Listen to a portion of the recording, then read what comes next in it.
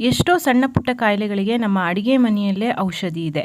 ನಾವು ಎಲ್ಲದಕ್ಕೂ ಕಾಯಿಲೆ ಬಂದ ಮೇಲೆ ಔಷಧಿ ತಗೊಳ್ಳೋದಕ್ಕಿಂತ ಅಡುಗೆ ಮನೆಯಲ್ಲೇ ಆರೋಗ್ಯಕರವಾಗಿ ಅಡುಗೆಯನ್ನು ಮಾಡಿ ನಮ್ಮ ಆರೋಗ್ಯವನ್ನು ವೃದ್ಧಿಸ್ಕೊಳ್ಬೋದು.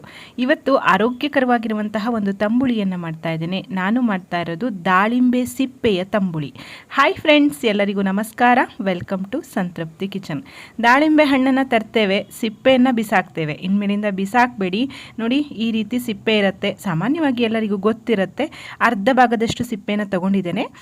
ಇದನ್ನು ನಾನು ಚೆನ್ನಾಗಿ ತೊಳೆದು ಸಣ್ಣದಾಗಿ ಹೆಚ್ಚಿಟ್ಕೋತೀನಿ. ನಮಗೆ ಈ ಸಿಪ್ಪೆ ನಿಮಗೆ ತುಂಬ ಜಾಸ್ತಿ ಪ್ರಮಾಣದಲ್ಲಿ ಸಿಕ್ಕಿದಾಗ ಇದನ್ನು ಚೆನ್ನಾಗಿ ಬಿಸಿಲಿನಲ್ಲಿ ಒಣಗಿಸಿ ಒಂದು ಡಬ್ಬಿಯಲ್ಲಿ ಹಾಕಿಟ್ಕೊಂಡ್ರೆ ವರ್ಷಗಳ ಕಾಲ ಹಾಳಾಗೋದಿಲ್ಲ. ಯಾವಾಗ ಬೇಕೋ ಆವಾಗ ನಾವು ತಂಬುಳಿಯನ್ನು ಮಾಡ್ಕೊಳ್ಬೋದು. ನಾನಿವಾಗ ಇದನ್ನು ಸಣ್ಣ ಸಣ್ಣದಾಗಿ ಈ ರೀತಿ ಹೋಳು ಮಾಡಿಟ್ಕೊಂಡಿದ್ದೇನೆ. ಒಂದು 2 ದೊಡ್ಡ ಚಮಚದಷ್ಟು ಹೋಳನ್ನು ನಾನಿಲ್ಲಿ ತೊಗೊಂಡಿದ್ದೀನಿ. ಇಲ್ಲೊಂದು 2 ಜನರಿಗಾಗುವಷ್ಟು ತಂಬುಳಿಯನ್ನು ಮಾಡಿ ತೋರಿಸ್ತಾ ಇದ್ದೇನೆ. ಒಂದು ಕಬ್ಬಿಣದ ಒಗ್ಗರಣೆ ಹುಟ್ಟಿಗೆ 2 ಚಮಚದಷ್ಟು ತುಪ್ಪವನ್ನು ಹಾಕಿ, ತುಪ್ಪ ಬಿಸಿಯಾದ ಮೇಲೆ 1 ಚಮಚ ಜೀರಿಗೆಯನ್ನು ಹಾಕ್ತಾ ಇದ್ದೇನೆ. ಮತ್ತು ಒಂದು ಅರ್ಧ ಚಮಚ ಕಾಳು ಮೆಣಸು. ನಾನು ಬಿಳಿ ಕಾಳು ಮೆಣಸು ಯೂಸ್ ಮಾಡಿದ್ದೀನಿ. ನೀವು ಕಪ್ಪುದು ಸಹ ತಗೊಳ್ಬೋದು, ತೊಂದರೆ ಇಲ್ಲ. ಹೆಚ್ಚಿದಂತಹ ದಾಳಿಂಬೆ ಸಿಪ್ಪೆಯನ್ನು ಸಹ ಹಾಕಿ ಚೆನ್ನಾಗಿ ಇದನ್ನು ತುಪ್ಪದಲ್ಲಿ ಹುರ್ಕೋಬೇಕಾಗತ್ತೆ. ಇದರಲ್ಲಿ ಏನು ವಿಶೇಷವಾದ ಪರಿಮಳ ಏನೂ ಇರೋದಿಲ್ಲ. ಸೊ ಈ ತಂಬುಳಿ ಜೀರಿಗೆ ಕಾಳು ಮೆಣಸಿನ ಪರಿಮಳವೇ ಆಗುತ್ತೆ. ಒಂದು ಸ್ವಲ್ಪ ಒಗರಿನ ಅಂಶ ಇರುತ್ತೆ, ಆದರೆ ನಾವು ಇದಕ್ಕೆ ಕಾಯೆಲ್ಲ ಹಾಕಿ ರುಬ್ಬೋದ್ರಿಂದ ಏನು ಒಗರು ಅಂತ ಸಹ ಅನಿಸೋದಿಲ್ಲ. ಚೆನ್ನಾಗಿ ಹುರಿದಾಗಿದೆ.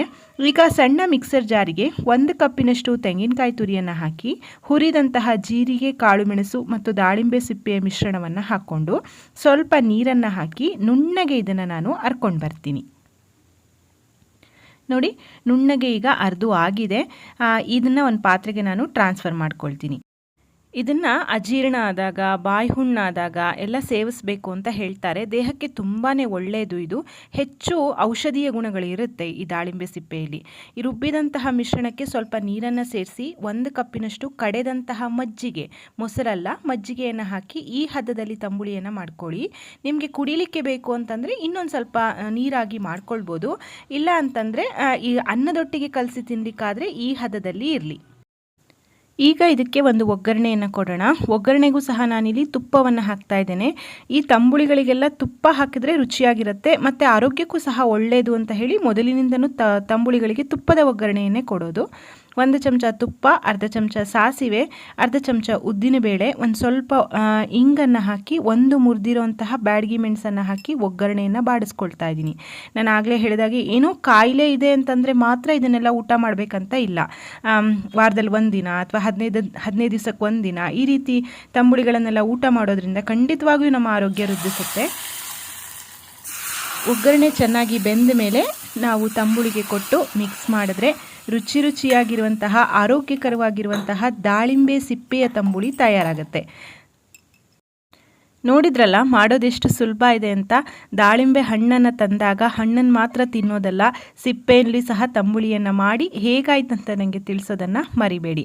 ನಾನಿಲ್ಲಿ ಬಿಸಿ ಬಿಸಿಯಾಗಿ ಅನ್ನ ಮಾಡ್ಕೊಂಡಿದ್ದೇನೆ. ಇವತ್ತಿನ ನಮ್ಮನೆ ಊಟ ಇದು. ಅನ್ನದೊಟ್ಟಿಗೆ ಊಟ ಮಾಡೋಕ್ಕೆ ತುಂಬ ರುಚಿಯಾಗಿರುತ್ತೆ. ಏನು ಕಹಿ ಆಗಲಿ ಒಗರಾಗಲಿ ಖಂಡಿತ ಇರೋದಿಲ್ಲ. ಮಾಡಿ ನೋಡಿ. ಅದಕ್ಕೂ ಮುಂಚೆ ವಿಡಿಯೋ ಇಷ್ಟ ಆಗಿದ್ದರೆ ದಯವಿಟ್ಟು ಲೈಕ್ ಮಾಡಿ, ಶೇರ್ ಮಾಡಿ, ಕಮೆಂಟ್ ಮಾಡಿ. ಮತ್ತೊಂದು ಅಡುಗೆಯೊಂದಿಗೆ ಮತ್ತೆ ಬರ್ತೇನೆ. ಅಲ್ಲಿವರೆಗೂ ಧನ್ಯವಾದಗಳು. Thank you for watching. Thank you.